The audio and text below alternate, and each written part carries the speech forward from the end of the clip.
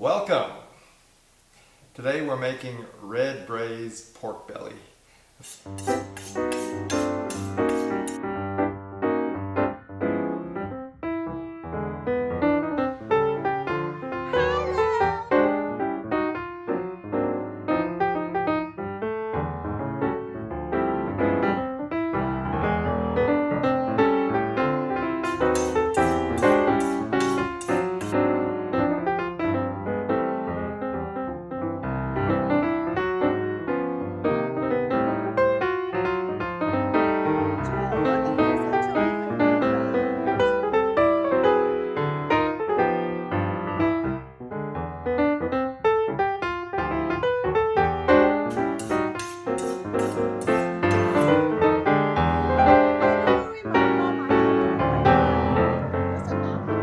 So the ingredients, first we've got, we've got bay leaves, star anise, a clove of garlic, some peppercorns, ginger, and some green onions. Chinese cooking wine, we've got dark soy and regular soy sauce. And then we've got the main feature, which is the pork belly.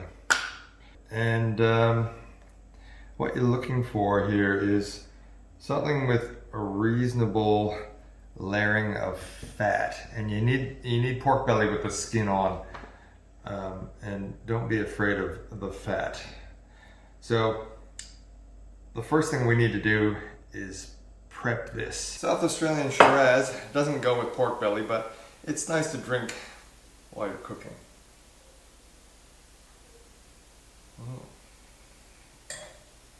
So the first thing we need to do with this is prep the meat. So like with humans, pork, the male of the species is much smellier than the female. So where possible, you should buy female pork, and then what we're going to do is we're going to sear the skin and then clean it off, and then we're gonna blanch it for about 15 minutes in some boiling water. Okay, so this is what it's doing is it's kind of burning off the impurities off the outer skin. See that? Yeah, that's probably enough, because otherwise it starts to shrink too much.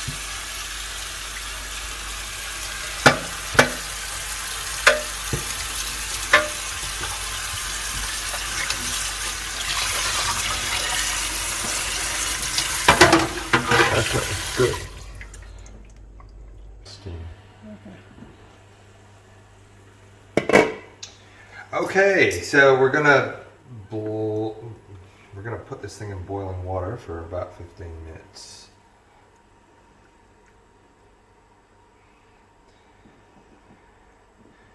Now, I guess there are two reasons for boiling this thing. One is to kind of get rid of the porkiness of this meat, but the other reason is to kind of firm it up so that when we go to cut the pieces up, that it doesn't all fall apart. Because pork belly's got so many layers of meat and fat, if you do this just raw, sometimes it separates, and we don't want that. So we want to maintain the kind of structure of the meat. So we'll let that go for about 15 minutes. And another thing, I don't know if you're filming you or me. What we want to do is dry it off a bit, and then we're going to cut it up.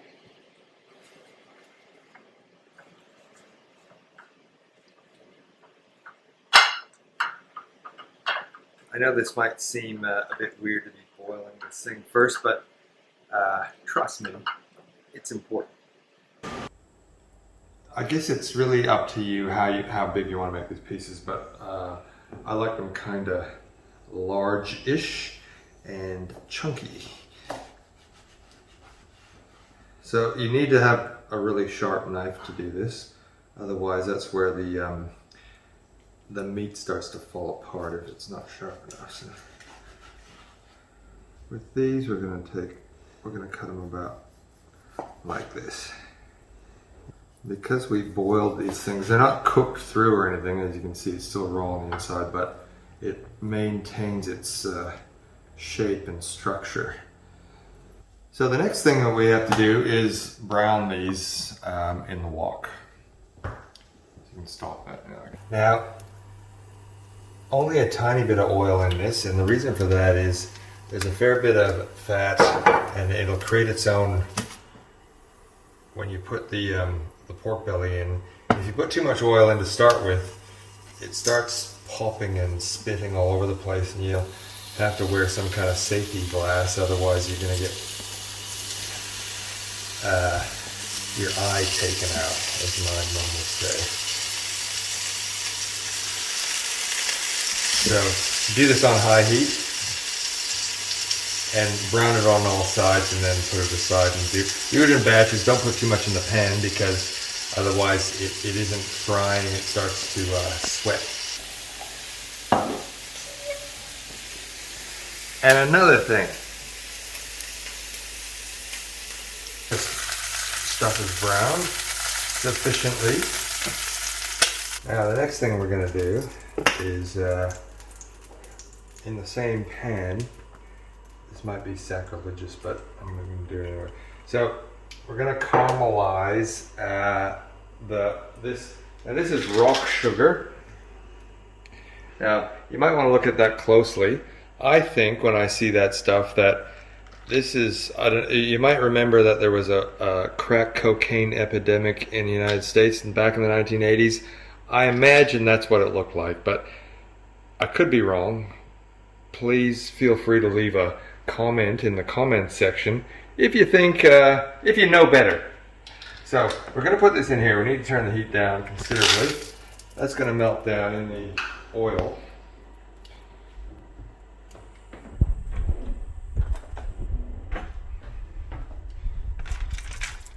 We want this to caramelize. So this is going to take, you have to be patient with this step, because this is a really important part. This sugar, this rock sugar, is going to caramelize, and it's going to create this glaze, this beautiful dark glaze that you end up with over the pork belly at the end of the dish. So while it does take a little bit of time, it is important and worthwhile.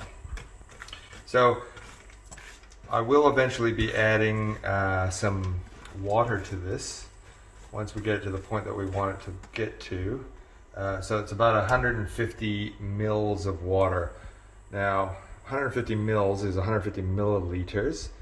Now if you're in the United States, I'd have to say get with the fucking rest of the world, because everyone else switched over to the metric system decades ago.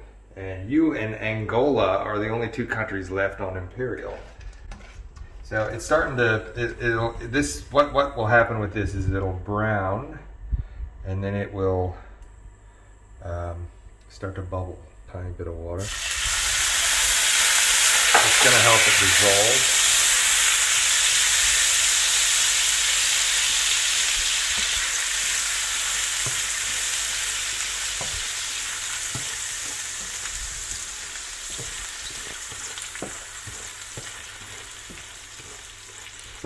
Okay, so this has reached the point where you can see it's a rich caramel color. So now I have to add the 150 mils of water.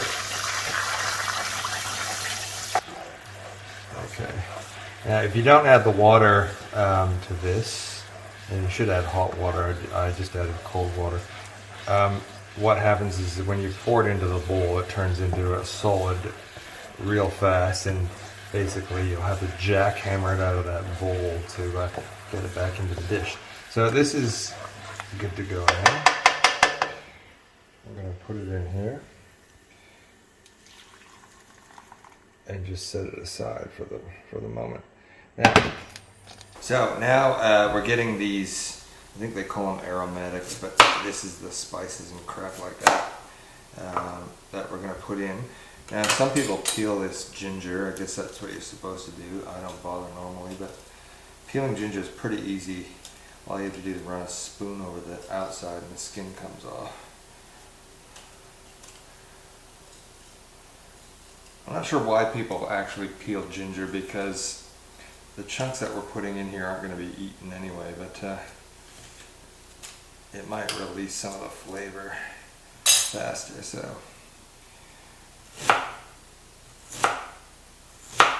So, we've got this thing going with a bit of oil. We put a bit of oil back in the wok, and we're going to put, I just want to crush that a bit. And we're going to put all of these things into the oil.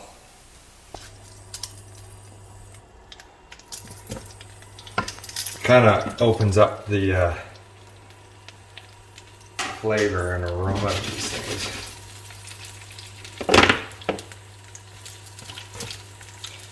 And these are going to stay in the dish while it cooks, and then we'll remove them at the end.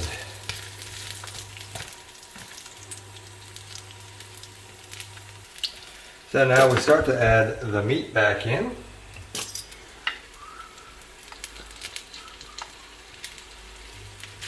We're going to add about this much dark soy sauce.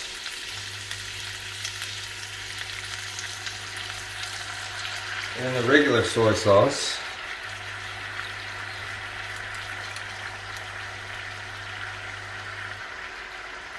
Precise measurement. The cooking wine.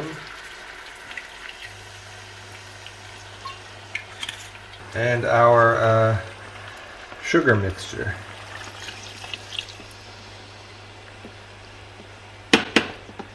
Now we want to get this meat coated.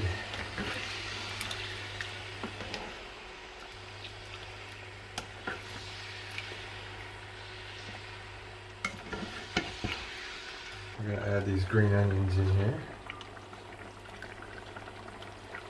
And then you add enough water just to kind of bring it up to the level, not quite covering everything, but to about there. So now we're going to let this cook with a lid on, and the lid that you put on this thing needs to have a little bit of a escape valve in it for about an hour and a half on kind of medium-low heat. Cool. Now we're going to go have a couple glasses of wine and come back and see what happens. It's been an hour and a half. Look at this. Holy shit.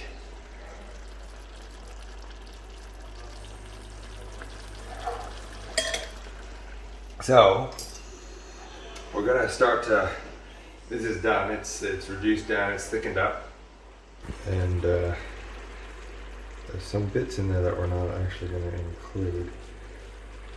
The ginger and green onion and all that crap. So, and then the most important part is this kind of saucy little thing, saucy little tart. And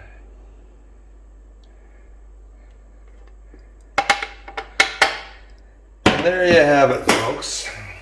That's what is that again? That's red braised pork belly with red wine included in the preparation. Thank you very much. And another thing, I always like to live by the words that my dear old dad said to me when I was just a kid. He said, some people are gonna think you're an absolute twat. Anyway.